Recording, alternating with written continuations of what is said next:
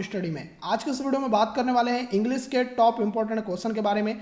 ये सारे question UP TET में आए वाले क्वेश्चन है आज के एग्जाम में, तो सारे का आंसर की देख लीजिए आप फटाफट, कौन कौन से क्वेश्चन का कौन कौन सा आंसर था। काफ़ी ज़्यादा काम आने वाली है ये वीडियो पूरा एंड तक देखना। चैनल पर नए हो, पहली बार वीडियो को देख रहे हो तो चैनल को सब्सक्राइब कर लेना, नोटिफिकेशन बेल को प्रेस कर लेना।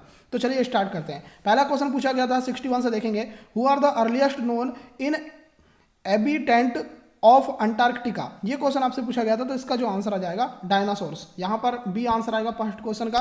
सेकंड देखिए, which of the following word is an adverb. यहाँ पर एडवर्ब कौन सा, ये आपको पूछा गया था। इसका आंसर आ जाएगा अपेस जो है वो एडवर्ब है।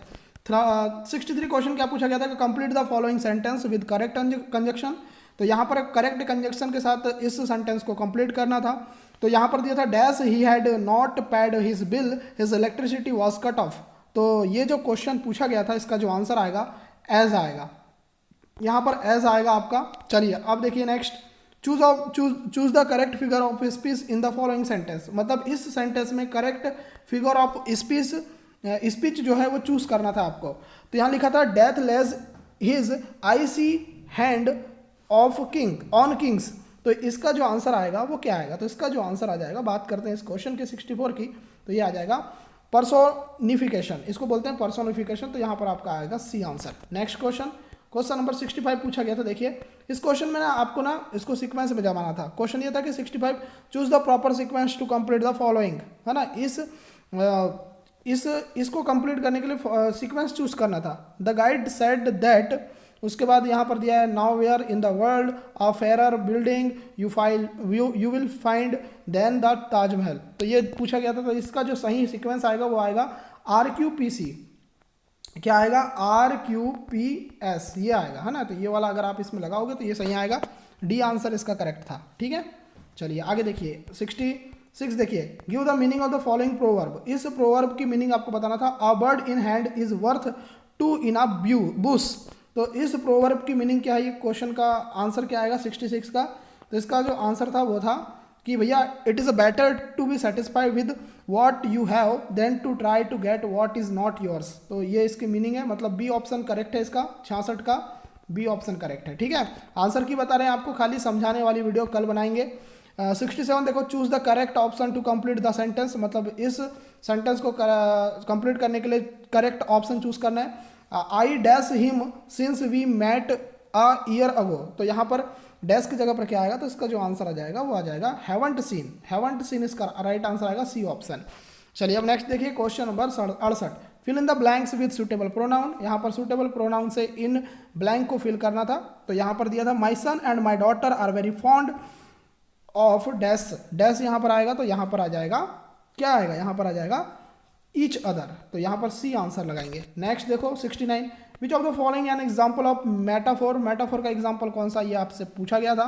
इस क्वेश्चन का जो आंसर आ जाएगा वो आएगा my heart leaves up when I behold a rainbow in the sky. ये वाला मेटाफोर का मीनिंग होता है, मतलब ए आंसर आएगा। अब देखिए 70 क्वेश्चन पूछा था कि choose the correct option. Study of population is known as, मतलब इसके लिए आपको पूछा था कि study of population is known as, मतलब जो पॉपुलेशन की स्टडी करता है उसको क्या कहते हैं। तो इसका जो करेक्ट आंसर आएगा वो आएगा डेमोग्राफी। यहाँ पर आपका आंसर आएगा B option. Next 71, transform the following into the direct sentence. मतलब इसको आप डायरेक्ट सेंटेंस में ट्रांसफॉर्म करना था। सेंटेंस था कि I asked Sheela if I might know her father. तो यहाँ पर आपको डायरेक्ट सेंटेंस में इसको करना था। तो इसका जो आंसर बनेगा वो बनेगा I said to Sheela may I know your father. ये वाला आंसर आएगा, ये वाला आंसर आएगा। तो चलो नेक्स्ट, यहाँ पर 72 में पूछा गया था the idioms to ring one's own bell means. इसका मीनिंग क्या होता है, इस आइडम्स का मीनिंग क्या होता है, ये आपसे पूछा गया था। तो इसका जो आंसर आ जाएगा to indulge in self praise. तो यहाँ पर आपका आंसर आ जाएगा ए आंसर, ठीक है। चलिए अब देखिए नेक्स्ट 73 पूछा था कि what kind of adjective are used in following sentence. मतलब इन सेंटेंस में कौन सा एडजेक्टिव यूज किया गया, ये क्वेश्चन था। A live ass is better than a dead lion. तो यहाँ पर 73 का जो आंसर था वो था डिस्क्रिप्टिव। यहाँ पर आएगा डिस्क्रिप्टिव एडजेक्टिव यहाँ पर। 74, which of the following has been miss peeled. तो मिस पेल्ट कौन सा, यहाँ पर आपको बताना था। तो यहाँ पर 74 की बात करें तो 74 में गवर्नेंस जो लिखा है ना, ये वाला गलत है। चलिए 75 पूछा था pick out the correct synonyms of the word attenuate का आपको साइनोम से पूछा था, तो इसका जो आंसर आएगा वो आएगा मैकथिन इसका राइट आंसर आएगा। अब देखिए 76 pick the sentence with the correct conjunction. यहाँ पर 4 सेंटेंस में करेक्ट कंजक्शन से आपको पिक करना था करेक्ट कंजक्शन वाला सेंटेंस, तो यहाँ पर आपका आंसर आ जाएगा no sooner had we reached the station then the train left. यहाँ पर आप लगाएंगे C answer.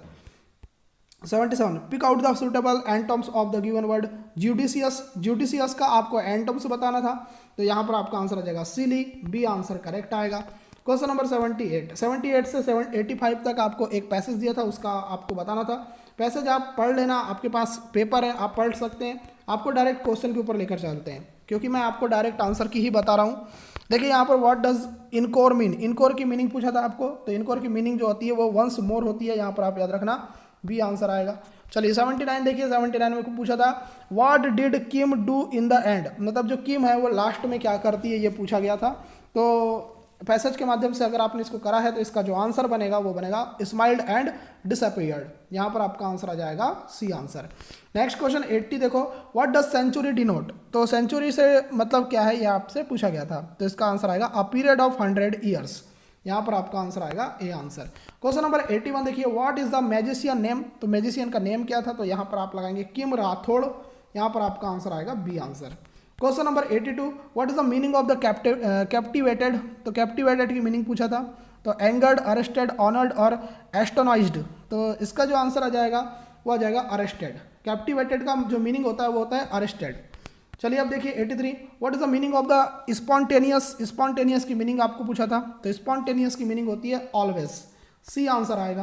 Question number 84 what is the wand क्या है, बॉक्स है, हैट है, क्लॉथ है, स्टिक है, व्हाट इज द वॉन्ड, तो वॉन्ड क्या है, तो इसका आंसर आ जाएगा स्टिक, वॉन्ड का मतलब होता है stick.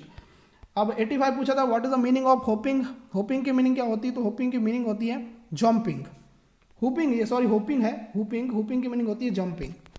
Next 86 the meaning of the idioms to put out is, तो पुट आउट जो एडम्स है, टू पुट आउट एडम्स जो है उसकी मीनिंग आपको पूछा था, तो उसकी मीनिंग होती है दोस्तों टू एक्सटिंग्विश।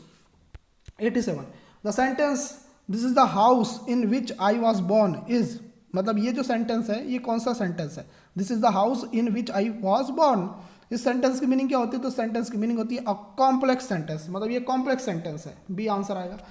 चलिए 88 देखिए फिल इन द ब्लैंक्स, यहाँ पर फिल इन द ब्लैंक्स करना था। The objection was met out dash the lawyer, तो यहाँ डैश द लॉयर के साथ क्या आएगा, तो डैश द लॉयर के साथ आएगा बाय द लॉयर, यहाँ पर कंजक्शन क्या आएगा by the lawyer. Next fill in the blanks, यहाँ पर फिल इन द ब्लैंक्स करना था dash of playing the children went home, तो यहाँ पर क्या आएगा, तो यहाँ पर आएगा having tired of playing, B answer आएगा। चलिए 90 देखिए, 90 में पूछा था join the following sentence to make simple sentence, मतलब यहाँ पर बोला था the coffee isn't too strong it want keep awake, तो इसको आपको ज्वाइन करवाना था सेंटेंस को और सिंपल सेंटेंस में बनाना था, तो सिंपल सेंटेंस का बनेगा the coffee isn't too strong to keep us awake, D answer आएगा।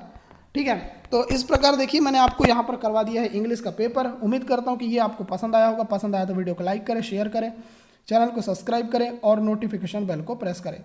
मिलते हैं नेक्स्ट क्लास में, तब तक के लिए good bye, take care and love you all.